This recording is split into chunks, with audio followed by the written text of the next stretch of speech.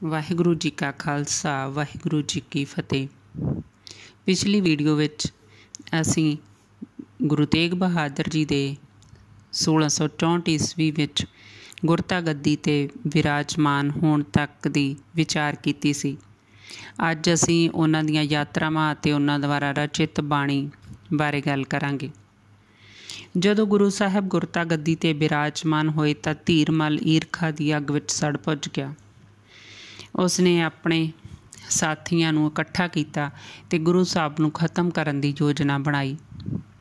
ਇੱਕ ਸ਼ੀਂਹ ਨਾਮੀ ਮਸੰਦ ਨੇ ਇਹ ਕੰਮ ਆਪਣੇ ਜ਼ਿੰਮੇ ਲਿਆ। ਉਸਨੇ 20 ਕੁ ਸਾਥੀਆਂ ਨਾਲ ਰਲ ਕੇ ਗੁਰੂ ਸਾਹਿਬ 'ਤੇ ਹਮਲਾ ਕਰ ਦਿੱਤਾ। ਗੁਰੂ ਜੀ 'ਤੇ ਗੋਲੀ ਚਲਾ ਦਿੱਤੀ, ਜੋ ਉਹਨਾਂ ਨੂੰ ਖਹਿੰਦੀ ਹੋਈ ਨਿਕਲ ਗਈ। ਆਪ ਜ਼ਖਮੀ ਹੋ ਗਏ, ਪਰ ਅਡੋਲ ਚਿੱਤ ਬੈਠੇ ਰਹੇ। ਧੀਰਮਲ ਅਤੇ ਉਸਦੇ ਸਾਥੀਆਂ ਨੇ ਸਾਰਾ ਸਮਾਨ ਲੁੱਟ ਲਿਆ, ਪਰ ਗੁਰੂ ਜੀ ਸ਼ਾਂਤ ਬਣੇ ਰਹੇ।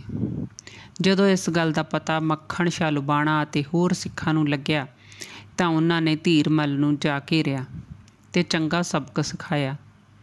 ਸ਼ੀਂਹ ਮਸੰਦ ਨੂੰ ਬੰਨ੍ਹ ਕੇ ਗੁਰੂ ਜੀ ਦੇ ਪਾਸ ਲਿਆਂਦਾ ਗਿਆ, ਪਰ ਨਰਮ ਦਿਲ ਗੁਰੂ ਜੀ ਨੇ ਮਾफ़ੀ ਮੰਗਣ 'ਤੇ ਧੀਰਮਲ ਅਤੇ ਸ਼ੀਂਹ ਦੋਵਾਂ ਨੂੰ ਮੁਆਫ਼ ਕਰ ਦਿੱਤਾ। ਲੁੱਟਿਆ ਸਮਾਨ ਜਦੋਂ ਵਾਪਸ ਲਿਆਂਦਾ ਗਿਆ ਤਾਂ ਉਸ ਵਿੱਚ ਉਹਨਾਂ ਦਾ ਜੋ ਸਮਾਨ ਆ ਗਿਆ ਸੀ ਉਹ ਵੀ ਵਾਪਸ ਕਰ ਦਿੱਤਾ। ਇਸ ਤੋਂ ਬਾਅਦ ਗੁਰੂ ਸਾਹਿਬ ਨੇ ਧਰਮ ਪ੍ਰਚਾਰ ਹਿੱਤ ਯਾਤਰਾਵਾਂ ਸ਼ੁਰੂ ਕੀਤੀਆਂ। ਸਭ ਤੋਂ ਪਹਿਲਾਂ ਆਪ ਆਪਣੀ ਜਨਮ ਭੂਮੀ ਅੰਮ੍ਰਿਤਸਰ ਗਏ। ਸਰੋਵਰ ਵਿੱਚ ਇਸ਼ਨਾਨ ਕੀਤਾ। ਗੁਰੂ ਜੀ ਨੂੰ ਦੇਖ ਕੇ ਉੱਥੇ ਕਾਬਜ ਮਸੰਦ, ਜੋ ਕਿ ਭ੍ਰਿਸ਼ਟ ਹੋ ਚੁੱਕੇ ਸਨ, ਉਹਨਾਂ ਹਰਿਮੰਦਰ ਸਾਹਿਬ ਦੇ ਦਰਵਾਜ਼ੇ ਬੰਦ ਕਰ ਲਏ। ਉਹਨਾਂ ਦੇ ਮਨ ਵਿੱਚ ਡਰ ਸੀ ਕਿ ਕਿਤੇ ਗੁਰੂ ਜੀ ਇੱਥੋਂ ਦੀ ਆਮਦਨ ਦਾ ਹਿਸਾਬ ਕਿਤਾਬ ਹੀ ਨਾ ਮੰਗ ਲੈਣ। ਸ਼ਾਂਤੀ ਦੀ ਮੂਰਤ ਗੁਰੂ ਤੇਗ ਬਹਾਦਰ ਜੀ ਅਕਾਲ ਤਖ਼ਤ ਨਜ਼ਦੀਕ ਰੁੱਖ ਦੇ ਥੱਲੇ ਬੈਠ ਗਏ। ਬਾਹਰੋਂ ਹੀ ਨਮਸਕਾਰ ਕਰਕੇ ਵਾਪਸ ਚੱਲ ਪਏ। ਇੱਥੋਂ ਸੰਗਤਾਂ ਦੇ ਸੱਦੇ 'ਤੇ ਵੱਲਾ ਅਤੇ ਕੁੱਕੇ ਵਾਲੀ ਪਿੰਡ ਗਏ। ਫਿਰ ਖਡੂਰ ਸਾਹਿਬ, ਗੋਇੰਦਵਾਲ, ਤਰਨ ਤਾਰਨ, ਖੇਮਕਰਨ ਹੁੰਦੇ ਹੋਏ ਕੀਰਤਪੁਰ ਸਾਹਿਬ ਪਹੁੰਚੇ। ਇੱਥੇ ਵੀ ਆਪ ਜੀ ਪਾਸ ਬਹੁਤ ਸੰਗਤਾਂ ਜੁੜਨ ਲੱਗੀਆਂ। ਆਪ ਉਪਦੇਸ਼ ਕਰਦੇ, ਪਰ ਧੀਰਮਲ ਅਤੇ ਸਾਥੀਆਂ ਨੇ ਇੱਥੇ ਵੀ ਗੁਰੂ ਜੀ ਨੂੰ ਤੰਗ ਪਰੇਸ਼ਾਨ ਕਰਨਾ ਸ਼ੁਰੂ ਕਰ ਦਿੱਤਾ। ਇੱਥੋਂ ਆਪ ਜੀ ਬਿਲਾਸਪੁਰ ਦੀ ਰਾਣੀ ਚੰਪਾ ਦੇ ਸੱਦੇ 'ਤੇ ਰਾਜਾ ਦੀਪ ਸਿੰਘ ਦੀ ਕਿਰਿਆ ਦੀ ਰਸਮ 'ਤੇ ਪਹੁੰਚੇ। ਇੱਥੇ ਆਪ 3 ਦਿਨ ਠਹਿਰੇ। ਰਾਣੀ ਚੰਪਾ ਤੋਂ ਆਪ ਨੇ 500 ਰੁਪਏ ਵਿੱਚ ਪਿੰਡ ਮਾਖੋਵਾਲ ਵਿਖੇ ਕੁਝ ਜ਼ਮੀਨ ਖਰੀਦੀ। ਇਸ ਜਗ੍ਹਾ 'ਤੇ ਆਪਣੀ ਮਾਤਾ ਦੇ ਨਾਮ 'ਤੇ ਚੱਕ ਨਾਨਕੀ ਨਗਰ ਵਸਾਇਆ। ਇਸ ਨਗਰ ਨੂੰ 1665 ਈਸਵੀ ਦੇ ਵਿੱਚ ਵਸਾਇਆ ਗਿਆ, ਜੋ ਗੁਰੂ ਗੋਬਿੰਦ ਸਿੰਘ ਜੀ ਦੇ ਸਮੇਂ ਆਨੰਦਪੁਰ ਸਾਹਿਬ ਦੇ ਨਾਮ ਨਾਲ ਪ੍ਰਸਿੱਧ ਹੋਇਆ। ਇੱਥੋਂ ਚੱਲ ਕੇ ਆਪ ਜੀ ਨੇ ਮਾਲਵੇ ਦੇ ਕੁਝ ਪਿੰਡਾਂ ਮੂਲੋਵਾਲ, ਸੋਹੀਵਾਲਾ, ਢਿੱਲਵਾਂ, ਜੋਗਾ, ਭਪਾਲੀ, ਖੀਵਾ, ਭੀਖੀ, ਧਰਮਪੁਰ, ਸਾਬੋ ਕੀ ਤਲਵੰਡੀ ਆਦਿ ਪਿੰਡਾਂ ਦੀ ਯਾਤਰਾ ਕੀਤੀ ਅਤੇ ਧਰਮ ਪ੍ਰਚਾਰ ਕੀਤਾ। ਆਪ ਜਿੱਥੇ ਵੀ ਗਏ ਆਪ ਨੇ ਲੋਕਾਂ ਨੂੰ ਨਾਮ ਜਪਣ, ਵੰਡ ਛਕਣ ਅਤੇ 10 ਨੌਹਾਂ ਦੀ ਕਿਰਤ ਕਰਨ ਦਾ ਉਪਦੇਸ਼ ਦਿੱਤਾ। ਇਸ ਇਲਾਕੇ ਵਿੱਚ ਪਾਣੀ ਦੀ ਘਾਟ ਸੀ, ਇਸ ਲਈ ਆਪ ਨੇ ਲੋਕਾਂ ਨਾਲ ਮਿਲ ਕੇ ਕਈ ਥਾਵਾਂ 'ਤੇ ਖੂਹਾਂ ਅਤੇ ਤਲਾਬਾਂ ਦੀ ਉਸਾਰੀ ਕਰਵਾਈ। ਇਸ ਤੋਂ ਬਾਅਦ ਆਪ ਪੂਰਬੀ ਭਾਰਤ ਦੀਆਂ ਯਾਤਰਾਵਾਂ ਲਈ ਚੱਲ ਪਏ। ਗੁਰੂ ਜੀ ਦੀ ਮਾਤਾ, ਪਤਨੀ ਅਤੇ ਕਈ ਸ਼ਰਧਾਲੂ ਸਿੱਖ ਵੀ ਆਪ ਜੀ ਦੇ ਨਾਲ ਸਨ। ਆਪ ਪਹਿਲਾਂ ਸੈਫਾਬਾਦ, ਫਿਰ ਧਮਧਾਨ ਪਹੁੰਚੇ।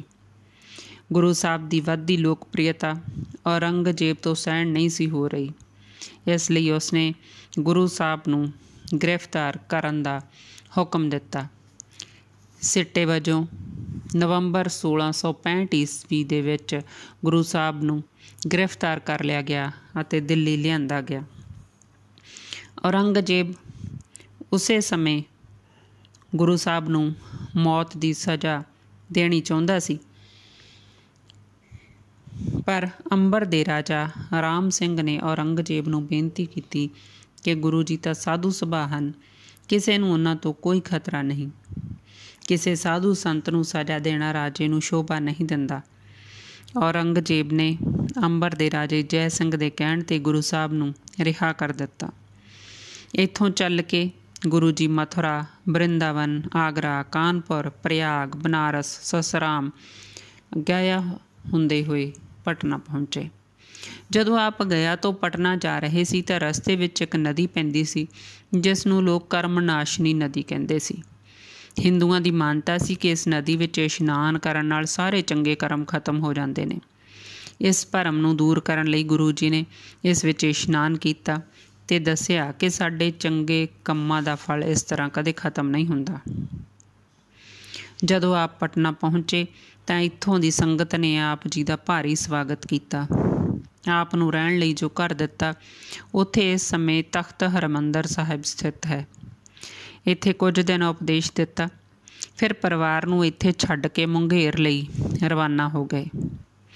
ਉਪਰੰਤ ਢਾਕਾ ਵਿਖੇ ਸੰਗਤਾਂ ਨੂੰ ਉਪਦੇਸ਼ ਦਿੱਤਾ। ਇੱਥੇ ਹੀ ਆਪ ਜੀ ਨੂੰ 1666 ਈਸਵੀ ਵਿੱਚ ਬਾਲਕ ਗੋਬਿੰਦ ਰਾਏ ਦੇ ਜਨਮ ਦੀ ਸ਼ੁਭ ਸੂਚਨਾ ਮਿਲੀ। ਇੱਥੋਂ ਆਪ ਨੇ ਪਟਨੇ ਦੀ ਸੰਗਤ ਦੇ ਨਾਮ ਹੁਕਮਨਾਮਾ ਭੇਜਿਆ, ਜਿਸ ਵਿੱਚ ਪਰਿਵਾਰ ਦੀ ਸੰਭਾਲ ਲਈ ਉਹਨਾਂ ਦੀ ਪ੍ਰਸ਼ੰਸਾ ਕੀਤੀ ਗਈ ਸੀ। ਇਸ ਤੋਂ ਬਾਅਦ ਅੰਬਰ ਦੇ ਰਾਜਾ ਰਾਮ ਸਿੰਘ ਦੇ ਸੱਦੇ 'ਤੇ ਅਸਾਮ ਚਲੇ ਗਏ। ਰਾਜਾ ਰਾਮ ਸਿੰਘ ਨੇ ਦਿੱਲੀ ਵੱਲੋਂ ਅਸਾਮ ਦੇ ਰਾਜੇ 'ਤੇ ਚੜ੍ਹਾਈ ਕੀਤੀ ਹੋਈ ਸੀ। ਅਸਾਮ ਦੇ ਲੋਕ ਜਾਦੂ ਟੂਣੇ ਲਈ ਪ੍ਰਸਿੱਧ ਸਨ, ਇਸ ਲਈ ਮੰਨਿਆ ਜਾਂਦਾ ਸੀ ਕਿ ਉਹਨਾਂ ਵਿਰੁੱਧ ਹਰ ਮੁਹਿੰਮ ਅਸਫਲ ਹੋ ਜਾਂਦੀ ਸੀ। ਰਾਜਾ ਰਾਮ ਸਿੰਘ ਨੇ ਗੁਰੂ ਜੀ ਨੂੰ ਮਦਦ ਲਈ ਬੇਨਤੀ ਕੀਤੀ। ਗੁਰੂ ਸਾਹਿਬ ਧੁਬਰੀ ਦੇ ਸਥਾਨ 'ਤੇ ਰਾਜਾ ਰਾਮ ਸਿੰਘ ਦੇ ਨਾਲ ਕੈਂਪ ਵਿੱਚ ਠਹਿਰੇ ਹੋਏ ਸੀ। ਇਹ ਘਟਨਾ 1670 ਈਸਵੀ ਦੀ ਹੈ। ਅਸਾਮ ਦੇ ਜਾਦੂਗਰ ਲੋਕਾਂ ਨੇ ਕੈਂਪ ਦੇ ਉੱਪਰ ਆਪਣੀ ਜਾਦੂਗਰੀ ਤਾਕਤਾਂ ਦੇ ਨਾਲ ਹਮਲਾ ਕਰਨ ਦੀ ਬਹੁਤ ਕੋਸ਼ਿਸ਼ ਕੀਤੀ, ਪਰ ਉਹਨਾਂ ਦਾ ਹਰ ਵਾਰ ਅਸਫਲ ਹੋ ਜਾਂਦਾ। ਉਹਨਾਂ ਨੂੰ ਪਤਾ ਸੀ ਕਿ ਉਹਨਾਂ ਦਾ ਵਾਰ ਕੋਈ ਆਮ ਇਨਸਾਨ ਨਹੀਂ ਰੋਕ ਸਕਦਾ। ਜਦੋਂ ਉਹਨਾਂ ਨੂੰ ਗੁਰੂ ਤੇਗ ਬਹਾਦਰ ਜੀ ਦੀ ਆਮਦ ਦਾ ਪਤਾ ਲੱਗਿਆ ਤਾਂ ਉਹ ਗੁਰੂ ਸਾਹਿਬ ਪਾਸ ਆਏ ਅਤੇ ਮਾफ़ੀ ਮੰਗੀ। ਗੁਰੂ ਸਾਹਿਬ ਨੇ ਦੋਵਾਂ ਦੇ ਵਿਚਕਾਰ ਸੁਲ੍ਹਾ ਕਰਵਾ ਦਿੱਤੀ। ਕਿਹਾ ਜਾਂਦਾ ਕਿ ਦੋਵਾਂ ਫੌਜਾਂ ਦੇ ਸੈਨਿਕਾਂ ਨੇ ਢਾਲਾਂ ਦੇ ਵਿੱਚ ਮਿੱਟੀ ਭਰ ਭਰ ਕੇ ਇਸ ਜਗ੍ਹਾ 'ਤੇ ਇੱਕ ਯਾਦਗਾਰ ਵਜੋਂ ਇੱਕ ਟਿੱਲਾ ਉਸਾਰਿਆ।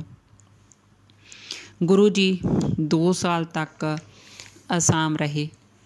ਅਸਾਮ ਦੀ ਰਾਣੀ ਨੇ ਇੱਕ ਦਿਨ ਗੁਰੂ ਜੀ ਨੂੰ ਬੇਨਤੀ ਕੀਤੀ ਕਿ ਗੁਰੂ ਜੀ ਕਿਰਪਾ ਕਰੋ, ਸਾਡੇ ਘਰ ਪੁੱਤਰ ਨਹੀਂ ਹੈ, ਪੁੱਤਰ ਦੀ ਦਾਤ ਬਖਸ਼ੋ।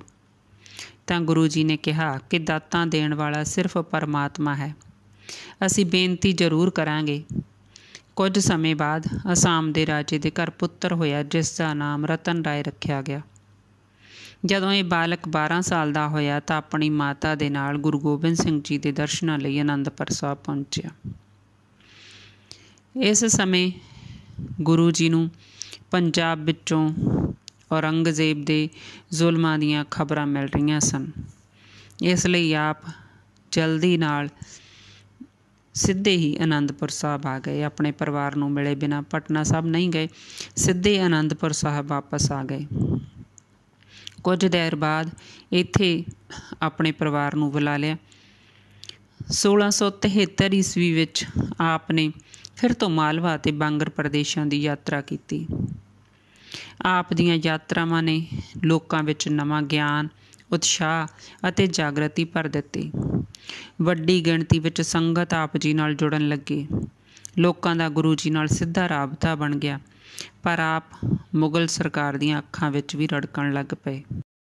ਆਪ ਜੀ ਦੀ ਬਾਣੀ ਦੀ ਗੱਲ ਕਰੀਏ ਤਾਂ ਆਪ ਨੇ 15 ਰਾਗਾਂ ਵਿੱਚ 116 ਸ਼ਬਦ ਅਤੇ 57 ਸਲੋਕਾਂ ਦੀ ਰਚਨਾ ਕੀਤੀ, ਜੋ ਗੁਰੂ ਗ੍ਰੰਥ ਸਾਹਿਬ ਦੇ ਅੰਗ 219 ਤੋਂ 1429 ਤੱਕ ਦਰਜ ਹੈ।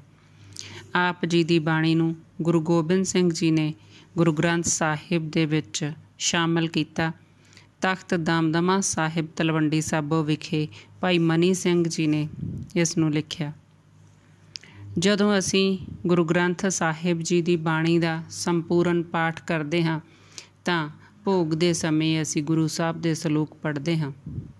ਪਹਿਲਾ ਸਲੋਕ ਹੈ, ਗੁਣ ਗੋਬਿੰਦ ਗਾਇਓ ਨਹੀਂ, ਜਨਮ ਅਕਾਰਥ ਕੀਨ, ਕਹੋ ਨਾਨਕ ਹਰਿ ਭਜ ਮਨਾ, ਜਹ ਬਿਦ ਜਲ ਕਿਉ ਮੀਨ। ਅਤੇ ਅੰਤਮ ਸਲੋਕ ਹੈ, ਰਾਮ ਨਾਮ ਉਰ ਮੈਂ ਗਹਿਓ, ਜਾ ਕੇ ਸਮ ਨਹੀਂ ਕੋਏ, ਜਹ ਸਿਮਰਤ ਸੰਕਟ ਮਿਟੈ, ਦਰਸ ਤੁਹਾਰੋ ਹੋਏ। ਕਵੀ ਸੰਤੋਖ ਸਿੰਘ ਗੁਰਪ੍ਰਤਾਪ ਸੂਰਜ ਗ੍ਰੰਥ ਵਿੱਚ ਦੱਸਦੇ ਹਨ ਕਿ ਇਹ ਸਲੋਕ ਉਹਨਾਂ ਨੇ ਔਰੰਗਜ਼ੇਬ ਦੀ ਜੇਲ੍ਹ ਵਿੱਚ ਲਿਖੇ ਸਨ ਜਦੋਂ ਉਹ ਆਪਣੀ ਸ਼ਹੀਦੀ ਦੀ ਉਡੀਕ ਕਰ ਰਹੇ ਸਨ। ਇਹਨਾਂ ਸਲੋਕਾਂ ਵਿੱਚ ਮਨੁੱਖੀ ਜੀਵਨ ਦੀ ਨਸ਼ਵਰਤਾ ਦੀ ਗੱਲ ਕੀਤੀ ਗਈ ਹੈ ਅਤੇ ਸੰਸਾਰ ਵਿੱਚ ਰਹਿੰਦੇ ਹੋਏ ਮੋਹ ਮਾਇਆ ਤੋਂ ਉੱਪਰ ਉੱਠ ਕੇ ਪ੍ਰਭੂ ਮਿਲਾਪ ਦੀ ਪ੍ਰੇਰਨਾ ਦਿੱਤੀ ਹੈ। ਅੱਜ ਲਈ ਸਿਰਫ ਇੰਨਾ ਹੀ। ਅਗਲੀ ਵੀਡੀਓ ਵਿੱਚ ਗੁਰੂ ਸਾਹਿਬ ਦੀ ਅਦੁੱਤੀ ਸ਼ਹਾਦਤ ਨੂੰ ਯਾਦ ਕਰਾਂਗੇ। ਵਾਹਿਗੁਰੂ ਜੀ ਕਾ ਖਾਲਸਾ, ਵਾਹਿਗੁਰੂ ਜੀ ਕੀ ਫਤਿਹ।